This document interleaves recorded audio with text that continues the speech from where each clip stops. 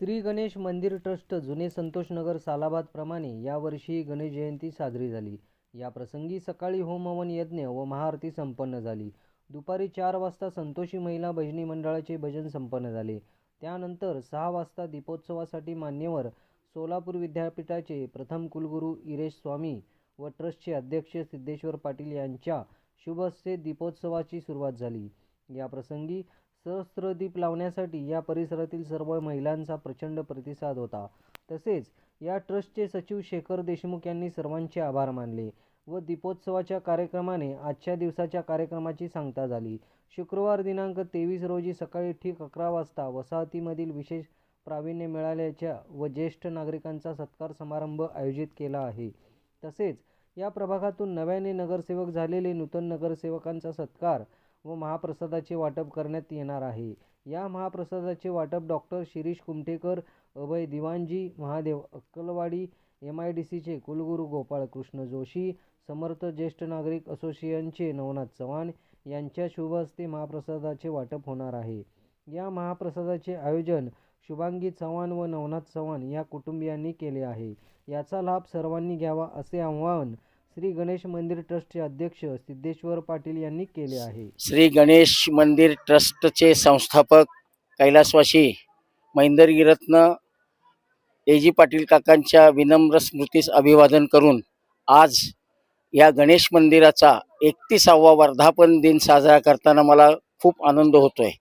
आज काकांच्या माघारी त्यांचे चिरंजीव माननीय श्री सिद्धेश्वर अण्णारावजी पाटील यांच्या अध्यक्षतेखाली या आमच्या ट्रस्टचं काम अतिशय चांगल्या रीतीने चाललेलं आहे। विविध उपक्रम या ठिकाणी राबवले जातात। आज गणेश जयंतीच्या निमित्ताने सकाळी होम हवन, गणेश याग आमच्या सोलापूर महापारेषण विभागाचे श्रीयुत नवनाथ चव्हाण सर यांच्या शुभ हस्ते होम हवन संपन्न झालं। त्यानंतर आज संध्याकाळी संतोषी माता महिला भजनी मंडळाचं भजन या ठिकाणी संपन्न होऊन संध्याकाळी दीपोत्सवाचा कार्यक्रम या ठिकाणी झाला। या दीपोत्सवाच्या कार्यक्रमासाठी आपल्या सोलापूर विद्यापीठाचे प्रथम कुलगुरू डॉक्टर इरेश स्वामी या ठिकाणी हजर होते। आता उद्या या वसाहतीमध्ये जे विशेष प्रावीण्य मिळवलेले कर्मचारी आहेत त्यात आमचे संस्थेचे उपाध्यक्ष श्रीयुत रमेश अण्णा पाटील आहेत, त्यांना 2025चा महाराष्ट्र आयकॉन पुरस्कार मिळालेला आहे।